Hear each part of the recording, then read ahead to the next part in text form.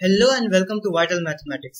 आज के इस लेक्चर वीडियो के अंदर जो हमारे पास सेट नंबर सेकंड वाला देख के रखा, इसके अंदर जितने सारे क्वेश्चन हमसे पूछे गए थे वो हम करने वाले हैं।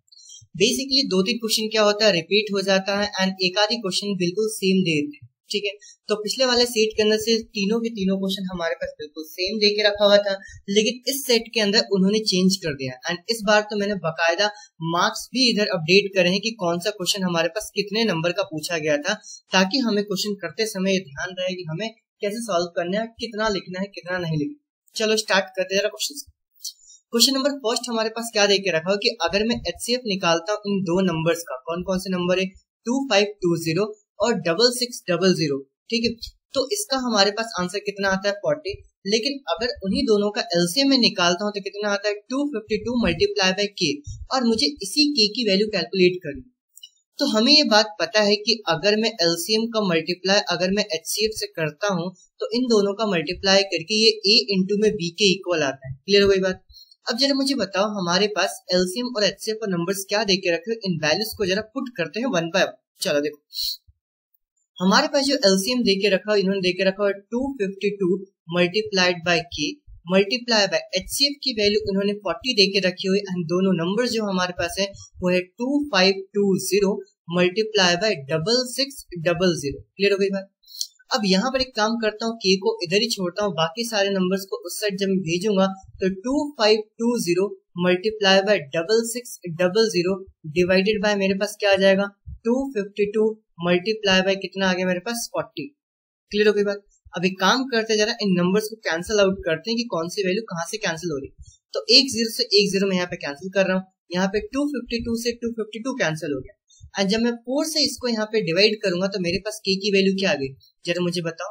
मेरे पास अभी फिलहाल बचा है 6600 डिवाइडेड बाय 4, और जब मैं इसको सॉल्व करूंगा तो मेरे पास k की वैल्यू क्या आएगी। तो यहाँ पे हो गया मेरे पास 4 1 4 26 4 6 24 20 एंड फिर 5 एंड 0। क्या मेरे पास 1650 हमारे पास ऑप्शन में है क्या? जी हाँ, तो हमारे पास ऑप्शन नंबर ए इसका बिल्कुल राइट आंसर हो जाएगा, ये हमारे पास आंसर हो। आगे बढ़ते जाना नेक्स्ट क्वेश्चन की तरफ। ठीक है, चलो देखो क्वेश्चन नंबर सेकंड हमारे पास अलग है एंड इसी टाइप का एक और क्वेश्चन दूसरे सेट में देके रखा हुआ था और उन्होंने उसको क्या कर दिया, चेंज कर दिया। पहले जरा अपन कॉन्सेप्ट को समझते हैं एंड उसके बाद फिर इस क्वेश्चन के ऊपर आएंगे। ठीक है, क्योंकि ये प्रैक्टिस क्वेश्चन है तो मुझे उम्मीद है तुमने ढेर सारे क्वेश्चन, जैसे 4 टू द पावर n एक क्वेश्चन आया था हमारे एक्सरसाइज के अंदर, जैसे एक हमारे पास 6 टू द पावर n दे के रखा हुआ था, तो वैसे इन्होंने इस 4 टू द पावर n और 6 टू द पावर n को रिप्लेस करके इन्होंने हमारे पास 15 टू द पावर n दे के रखा। चलो जरा करते हैं क्वेश्चन। देखो ध्यान से, हमारे पास क्या दे के रखा, can the number 15 to the power n being a natural number can end with the digit 0। तो हाँ, इसका कॉन्सेप्ट हमारे पास ये है कि अगर कोई सा भी नंबर है, ध्यान देना, कोई सा भी नंबर है, फॉर एग्जांपल 10 हो गया या फिर मेरे पास 20 हो गया या फिर मेरे पास 30 हो गया, जिसके लास्ट में हमारे पास 0 दे के रखा हुआ है, अगर मैं इसका प्राइम फैक्टराइजेशन करूंगा तो ये बात कंफर्म है कि उसके अंदर 2 और 5 तो आएगा ही आएगा, चाहे कुछ भी आ जाए। जैसे यहाँ पर अगर मैं करूंगा तो कितना आ गया मेरे पास, बताओ तुम जरा मुझे बताओ कितना आ जाएगा, 2 इंटू में 5 इंटू में 3 कर दो। तो देखो ध्यान से, जब भी कोई नंबर हमारे पास दे के रखा हुआ है जिसके लास्ट में हमारे पास 0 आता है, तो अगर मैं उसका प्राइम फैक्टराइजेशन करूंगा तो ये बात 100% फिक्स है कि उसके अंदर ये जो 2 है और 5 है उसके प्राइम फैक्टराइजेशन के अंदर ये तो आएगा ही आएगा, चाहे कुछ भी हो। लेकिन जो हमारे पास नंबर दे के रखा हुआ है 15 टू द पावर n, अगर मैं 15 का प्राइम फैक्टराइजेशन करता हूं तो 15 का प्राइम फैक्टराइजेशन मेरे पास क्या आएगा, जरा मुझे बताओ। ये हो गया मेरे पास 5 इंटू में 3 और इसकी पावर में कितना आ गया n। n से तो कोई मतलब है ही नहीं, वो तो हमारे पास पावर दे के रखा हुआ है। तो यहाँ पर मैंने क्या किया कि 5 to the power n multiply by यहाँ पर क्या आ गया 3 टू द पावर n। तो इसके प्राइम फैक्टराइजेशन के अंदर कहीं पर भी मुझे 2 नहीं दिखा, लेकिन अगर मुझे लास्ट में 0 लेके आना रहता है तो उसके प्राइम फैक्टराइजेशन के अंदर 2 और 5 दोनों का होना बहुत ज्यादा इंपॉर्टेंट है। तो इसी चीज को हम यहाँ पर लिखने वाले हैं ओवरऑल कि भैया हाँ, इसके जब मैं प्राइम फैक्टराइजेशन करूंगा तो इसके प्राइम फैक्टराइजेशन के अंदर 5 तो आ रहा है लेकिन 2 बिल्कुल भी नहीं, है ना। तो जरा लिखना स्टार्ट करते हैं। इस क्वेश्चन को मैंने तुम्हें याद करवाया था, ठीक है, कि 3 पॉइंट्स के अंदर लिखते हैं, जिसके अंदर 1 बाय 1 में यहाँ पे पॉइंट्स लिखना। ठीक है, चलो बताओ। पहला पॉइंट में ये लिखूंगा कि जब भी मैं किसी नंबर का प्राइम फैक्टराइजेशन करता हूं तो अगर लास्ट में मुझे 0 लेके आना है तो उसके प्राइम फैक्टराइजेशन के अंदर 2 और 5 का होना बहुत ज्यादा जरूरी है। तो यहाँ पर क्या लिखूंगा, यहाँ पे लिखूंगा टू गेट नंबर, ये बहुत ही सिंपल भाषा में लिखवा रहा है ना, तो लिख लेना जरा अपनी कॉपी में। देखो ध्यान से, to get number ends with digit 0, ठीक है। We need 2 and 5 as prime numbers in prime factorization मैंने यहाँ पे ये वर्ड लिखा है कि अगर मुझे किसी नंबर के एंड में 0 चाहिए तो मुझे 2 और 5 एज एन प्राइम नंबर उसके प्राइम फैक्टराइजेशन के अंदर दिखने चाहिए। दूसरा पॉइंट में यहाँ पे क्या लिखूंगा, but in prime factorisation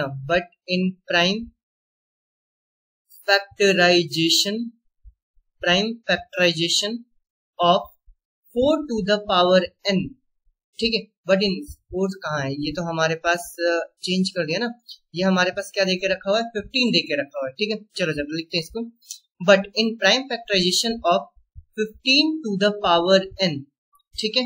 that is, जब मैं इसका प्राइम फैक्टराइजेशन करूंगा तो क्या आ जाएगा जरा मुझे बताओ। तो इसका हो जाएगा मेरे पास 3 into में 5 to the power n, और इसको मैं क्या लिख सकता हूँ, इसको मैं लिख सकता हूँ 3 to the power n multiply bye 5 to the power n। यानी कि जब मैंने 15 to the power n का प्राइम फैक्टराइजेशन यहाँ पर कर दिया है, ध्यान रखना ये बहुत इंपॉर्टेंट लाइन है क्योंकि यही सारी चीजें हमारे पास चेंज होती है। तो इसके प्राइम फैक्टराइजेशन के अंदर हमें क्या मिल रहा है, हमें सिर्फ और सिर्फ 5 ही मिल रहा है ना। तो मैं यहाँ पे क्या लिखूंगा, we got only 5 as prime number, ठीक है। लेकिन मुझे यहाँ पे ऊपर लिख के रखा हुआ है कि मुझे इसके अंदर 2 और 5 इन दोनों का आना जरूरी है। क्लियर हो गई बात, आगे बढ़ते हैं।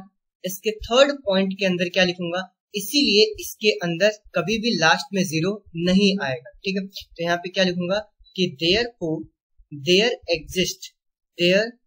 Exist no natural number for which 15 to the power n ends with digit 0। समझ में आ गया। ये तीनों लाइन के अंदर हमें ये चीज समझना है, ध्यान रखना है। ये क्वेश्चन एक बार और दिया है इसी के अंदर 8 to the power n का है ना, जिसके अंदर ये वाली बस लाइन चेंज हो जाएगी, यहाँ पर ये चेंज हो जाता है और ये हमारे पास चेंज हो जाता है। फिर से जरा समझते हैं। To get number end with digit 0, अगर हमें एक नंबर चाहिए जिसके लास्ट में 0 हो तो उसके प्राइम फैक्टराइजेशन के अंदर 2 और 5 का होना जरूरी है। लेकिन जब हम प्राइम फैक्टराइजेशन निकाल रहे हैं 15 to the power n का, तो हमारे पास क्या आ रहा है, सिर्फ 3 to the power n into में 5 to the power n। लेकिन कायदे से उसके अंदर एक तो 2 आना ही चाहिए। We got only 5 as a prime number, सिर्फ मुझे 5 ही मिल रहा है। Therefore, there exists no natural number, n की हमारे पास कोई वैल्यू नहीं होगी for which 15 to the power n ends with the digit 0। समझ में आ गई बात। 2 नंबर का क्वेश्चन था, ठीक है। ये लाइंस तुम्हें लिखनी ही पड़ेंगी। ये हो गया इसका आंसर। आगे बढ़ते जा नेक्स्ट क्वेश्चन की तरफ। देखो क्वेश्चन नंबर 3 है, ध्यान रखना ये एक लंबा क्वेश्चन है और इसीलिए इन्होंने 3 नंबर में हमें दे के रखा हुआ है। करते हैं जरा वन बाय वन। देखो, prove that √5 is an irrational number. ये नंबर जो है ना, जैसे √5 हो गया, √17 हो गया, √13 हो गया, ये तो हमारे पास आएगा ही आएगा। और अगर तुमने प्रैक्टिस करके रखा हुआ है तो इसका पूरा प्रोसीजर, इनफैक्ट √5 भी मैं तुम्हें बता चुका हूँ, ठीक है। मैं इधर लिंक ऊपर डाल दूंगा आई बटन के अंदर, जाके पूरा चैप्टर पढ़ना। बाकी क्योंकि यहाँ पे क्वेश्चन आया तो हमें इसको करना पड़ेगा, ठीक है। स्टार्ट करते हैं जरा इसको करना। सबसे पहले हम यहाँ पे क्या लेंगे, हम इसको लेट करेंगे। Let √5 is a rational number, rational number. हमने ये मान लिया कि चलो मान लेते हैं कि जो हमारे पास √5 दे के रखा वो एक रैशनल नंबर है। तो अगर ये हमारे पास रैशनल नंबर दे के रखा हुआ है तो क्या मैं इसको p/q के फॉर्म में लिख सकता हूँ। तो मैंने क्या लिखा, √5 इक्वल्स टू p/q। इस √5 की वैल्यू को मैंने p/q लिख लिया, कॉमा करके यहाँ पे q की वैल्यू क्या डाल रहा हूँ, q is not equals to 0 and comma p and q are क्या हो जाएगा, आर इंटीजर्स। क्लियर हो गई बात, ये हमारे पास पी और क्यू क्या हो जाएगा, इंटीजर्स हो जाएगा। अब ये जो हमारे पास पी और क्यू इंटीजर है, जरूरी थोड़ी है कि ये दोनों के दोनों हमारे पास को प्राइम नंबर हो। एग्जाम्पल के तौर पे ऐसा हो सकता है कि मैंने 2/10 लिया हो और ये कैंसिल होके हमारे पास वैल्यू क्या आ जाए, 1/5। तो हम यहाँ पे ये फिलहाल के लिए मान के चल रहे हैं कि इसका कोई ना कोई एक कॉमन फैक्टर भी है। तो कॉमा करके यहाँ पे इस लाइन को आगे एक्सटेंड करता हूं और मैं क्या लिखता हूं, suppose P and Q have a common factor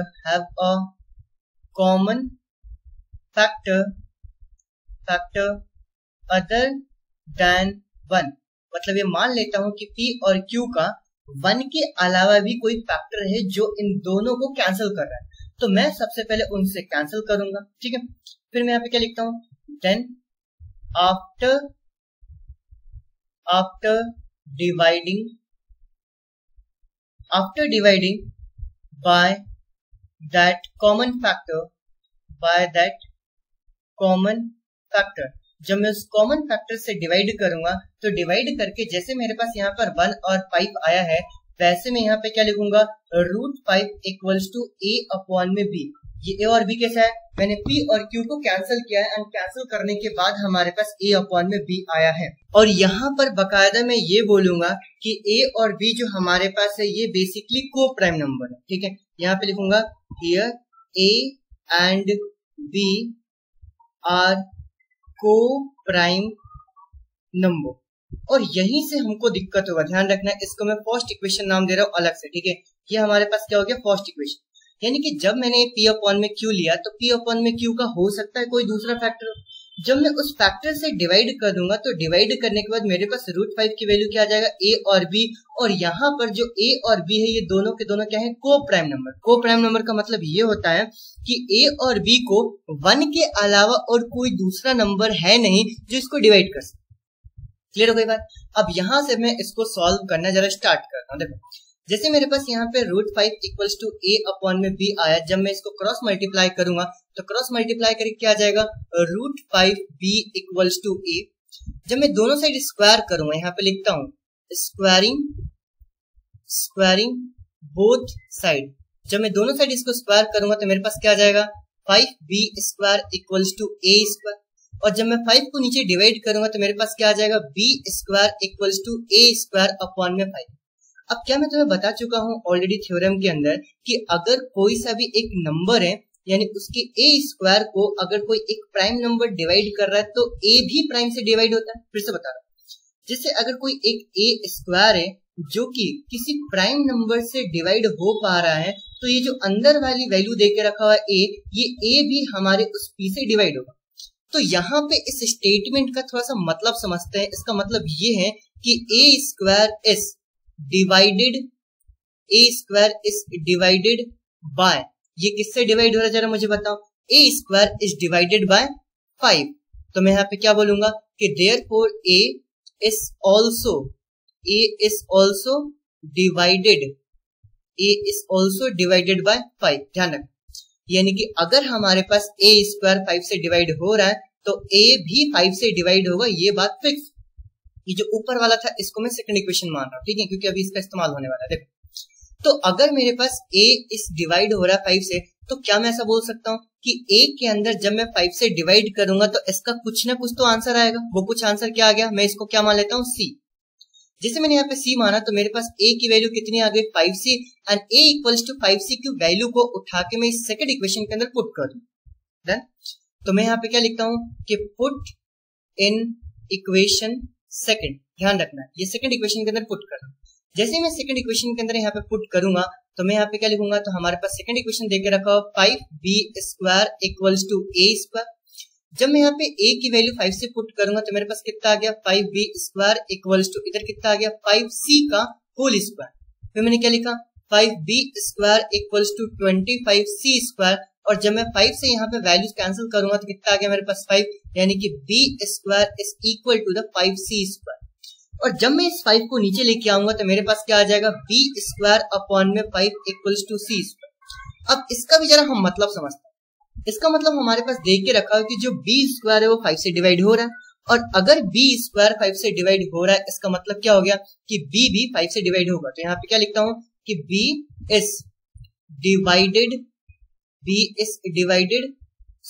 square is divided by 5, therefore b is also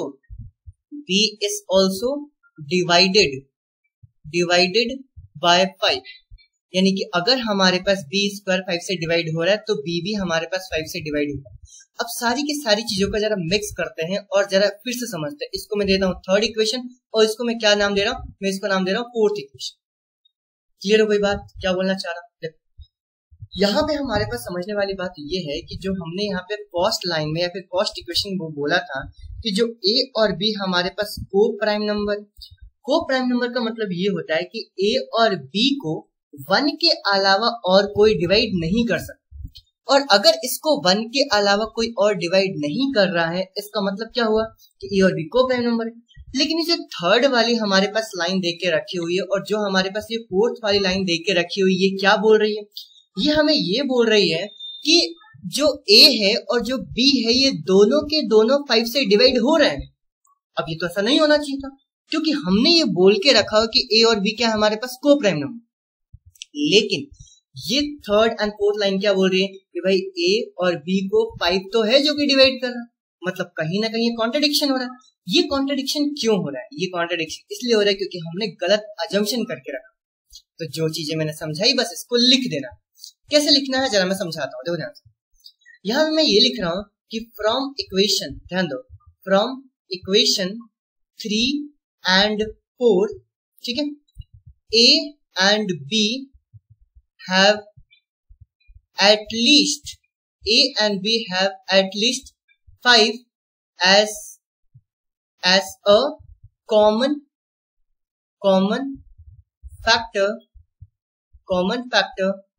other than 1। ठीक है, मैंने क्या बोला, a और b का कम से कम जो ये 5 है ये तो कॉमन फैक्टर होगा ही होगा 1 के अलावा। ध्यान रखना ये पहली लाइन, ठीक है। फिर मैं क्या लिखूंगा, फिर मैं लिखूंगा बट, देखो इसको हटाता हूं, बट कहां गया, but this contradict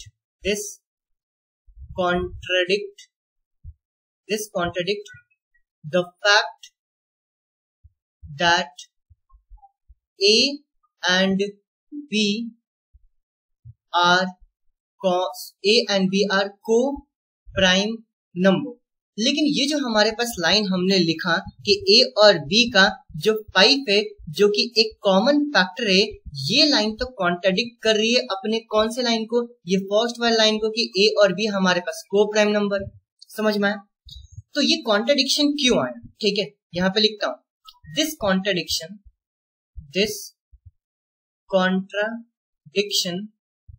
contradiction arises due to our wrong assumption। ये जो हमारे पास कॉन्ट्राडिक्शन आया है ये हमारे गलत अजम्पशन से आया। गलत अजम्पशन क्या था? That is √5 is a rational number। √5 is a rational number। तो मैं क्या बोलूंगा, so we conclude that, है ना, लास्ट में, so we conclude that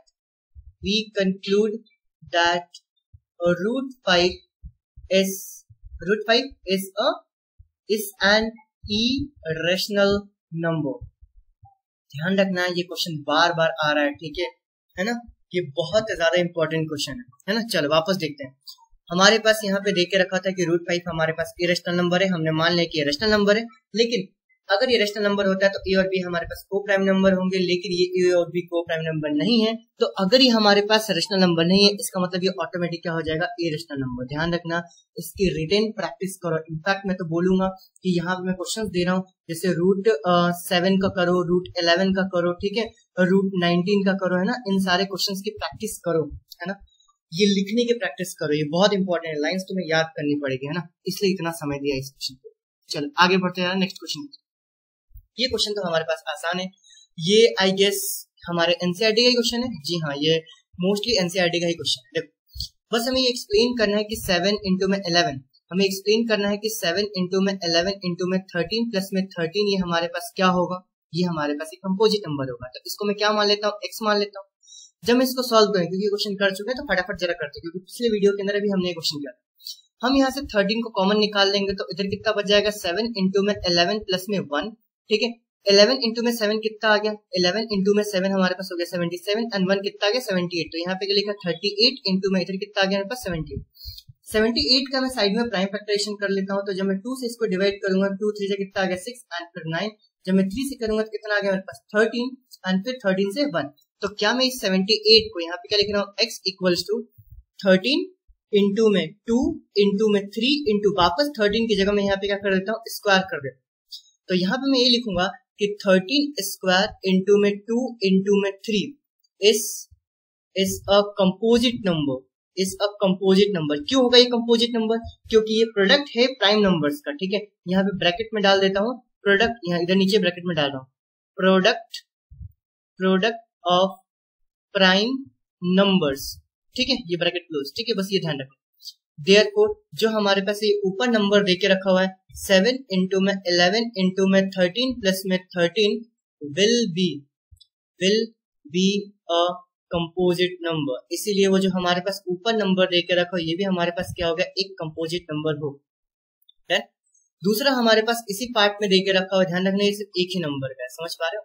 चलो देखो दूसरे वाले को मैं x मान लेता हूँ, क्या देके रखा हो 7 इंटू में 6 इंटू में 5 इंटू में 4 इंटू में 3 इंटू में 2 इंटू में 1 एंड प्लस हमारे पास क्या देके रखा हो 5 देके रखा हो। डन।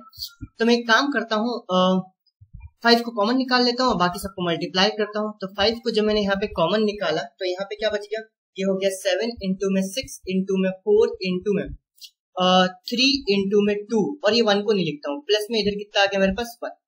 जब मैं इन सबको मल्टीप्लाई करूंगा तो मेरे पास कितना आ गया 5। कैसे करें बताओ, 7 6 42 मल्टीप्लाई बाय 4 3 12 एंड 12 2 कितना आ गया 24 प्लस में 1। अब इनको मल्टीप्लाई करते हैं तो x इक्वल टू कितना आ गया 5, ये 2 का मल्टीप्लाई 4 से होगा तो कितना आ गया मेरे पास 8, है ना। एंड फिर 2 2 4 4 4 16 एंड 4 20 0 2 एंड फिर जब हम करेंगे आगे तो 4 2 8 8 9 एंड 10, ये कितना आ गया मेरे पास 10 एंड प्लस 1, ये मेरे पास कितना आ गया x इक्वल्स टू 5 इंटू में 1 0 कितना आ गया 9। और ये हमारे पास 1009 हमारे पास क्या होता है, एक प्राइम नंबर होता है। तो हमारे पास 5 एंड ये 1009 ये दोनों के दोनों क्या हो गया हमारे पास प्राइम नंबर। तो मैं यहाँ पर भी क्या बोलूंगा कि 5 multiply by 1009 is a composite number, क्योंकि हमने ये जो हमारे पास दो प्राइम नंबर है इनको हमने मल्टीप्लाई किया, ठीक है। और ब्रैकेट में क्या डाल दूंगा, ब्रैकेट में डालूंगा प्रोडक्ट ऑफ कंपोजिट नंबर। ये हो गया मेरे पास प्रोडक्ट ऑफ कंपोजिट नंबर, ये राइटिंग देख लेना है, ये प्रोडक्ट ऑफ कंपोजिट नंबर लिखा हुआ है। देयरफॉर जो ऊपर नंबर देके रखा हुआ है 7 इंटू में 6 इंटू में 5 इंटू में 4 इंटू में 3 इंटू में 2 इंटू में 1 प्लस में 5 विल बी अ क्या हो जाएगा, ये हमारे पास हो जाएगा कंपोजिट नंबर। क्लियर हो गई बात। ये था हमारे पास फोर्थ वाला क्वेश्चन। और एक और क्वेश्चन हमारे पास देके रखा हुआ, देखो ध्यान से। एक और क्वेश्चन में हमारे पास वही सेम टू सेम क्वेश्चन है जो हमने थर्ड वाला क्वेश्चन किया है। यहाँ पर उन्होंने क्या कर दिया है 8 टू द पावर n कर दिया। जैसे उन्होंने 8 टू द पावर n किया था तो प्रोसीजर तो हमारे पास वही फॉलो होगा, वही 3 लाइंस को हम लिखने वाले हैं। और अब मैं फटाफट लिख रहा हूँ, ठीक है, क्योंकि 8 टू द पावर n का जब मैं प्राइम फैक्टरेशन करूंगा तो ये हो जाएगा 2 टू द पावर 3 एंड इसके पावर में कितना आ गया n, यानी 2 टू द पावर कितना आ गया 3n। इसके अंदर 5 हमारे पास नहीं दे के रखा हुआ, ठीक है। तो यहाँ पे मैं प्रोसीजर्स बस लिख रहा हूँ। देखो मैं यहाँ पे क्या लिखूंगा, to get number ends with the digit 0 we need, ध्यान रखना ये तो कॉमन रहता है, we need 2 and 5 as a prime number in prime factorization,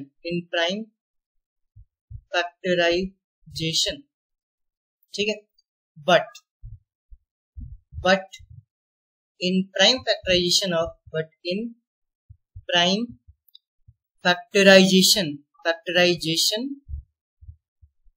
of बताओ 8 to the power n, that is ये कितना हो जाएगा 2 to the power 3n, है ना। वी गॉट, ये full stop, we got only 2 as a prime number, लेकिन हमें क्या मिल रहा है, सिर्फ 2 ही मिल रहा है, ठीक है। फिर क्या लिखूंगा, therefore there exist no natural number, ठीक है, and for which 8 to the power n ends with digit 0। ये हो गया इसका फाइनल आंसर, समझ में आया। तो ये थे हमारे पास जो सेट नंबर 2 था, ये सेट नंबर 2 के ये थे टोटल हमारे पास 5 क्वेश्चन। बेसिकली आए 3 ही क्वेश्चन थे, ध्यान रखना ये 5-6 नंबर का ही क्वेश्चन आता है, ठीक है। लेकिन कहीं पर वो किसी सेट के अंदर सेम टाइप के क्वेश्चन को क्या कर देता है, चेंज कर देता है, ठीक है। मुझे उम्मीद है समझ में आया होगा। बाकी के जो हमारे पास 3 सेट के क्वेश्चंस थे उनको भी मैं तुम्हें बहुत जल्द तुम्हें प्रोवाइड करूंगा, ठीक है। अगर कोई डाउट आता है या फिर ये समझ में नहीं आ रहा है कि हम कैसे पढ़ाई करें या फिर क्वेश्चंस नहीं हो रहे, तो you can discuss with me, है ना। तुम मुझे मैसेज कर सकते हो 8982668136 के ऊपर, मुझे व्हाट्सअप करना, ठीक है। मैं तुम्हें बताऊंगा कि हमें पढ़ना कैसे है, ठीक है। Once again thank you so much, bye bye.